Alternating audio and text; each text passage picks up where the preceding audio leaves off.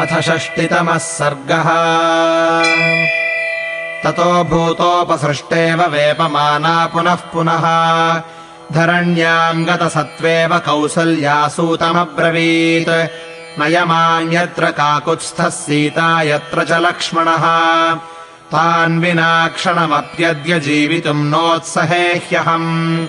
निवर्तय रथम् शीघ्रम् दण्डकान्नयमामपि अथ तान्नानुगच्छामि गमिष्यामि यमक्षयम् बाष्पवेगोपहतया सवाचा सज्जमानया इदमाश्वासयन् देवीम् सूतः प्राञ्जलिरब्रवीत् त्यज शोकम् च मोहम् च सम्भ्रमम् दुःखजम् तथा यवधूय च सन्तापम् वने वत्स्यति राघवः लक्ष्मणश्चापि रामस्य पादौ परिचरन् वने आराधयति धर्मज्ञः परलोकम् जितेन्द्रियः विजनेऽपि वने सीता वासम् प्राप्य गृहेष्विव विस्रम्भम् लभते भीता रामे विन्यस्तमानसा नास्यादैन्यम् कृतम् किञ्चित् सुसूक्ष्ममपि लक्ष्यते उचितेव प्रवासानाम् वैदेही प्रतिभाति मे नगरोपवनम् गत्वा यथा स्मरमते पुरा तथैव रमते सीता निर्जनेषु वनेष्वपि बाले वरमते सीता बालचन्द्रनिभानना रामा रामे ह्यदीनात्मा विजनेऽपि वने सति तद्गतम् हृदयम् यस्यास्तदधीनम् च जीवितम् अयोध्या हि भवेदस्या रामहीना तथा वनम् परिपृच्छति वैदेही ग्रामांश्च नगराणि च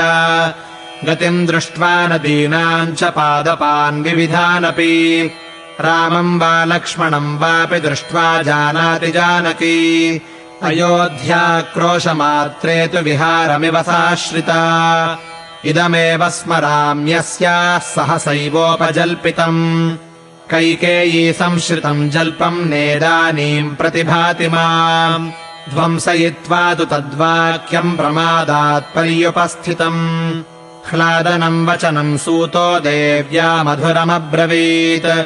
अध्वना वातवेगेन सम्भ्रमेणातपेन च न विगच्छति वैदेह्याश्चन्द्रांशु सदृशी प्रभा सदृशम् शतपत्रस्य पूर्णचन्द्रोपमप्रभम् वदनम् तद्वदान्याया वैदेह्या न विकम्पते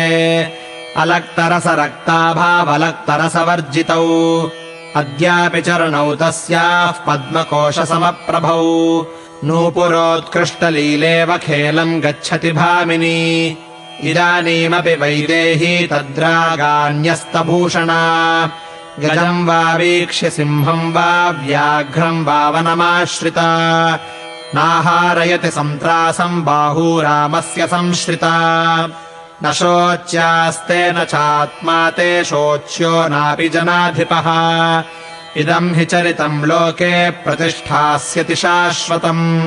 विधूय शोकम् परिहृष्टमानसा महर्षिया ते पति सुव्यवस्थिताः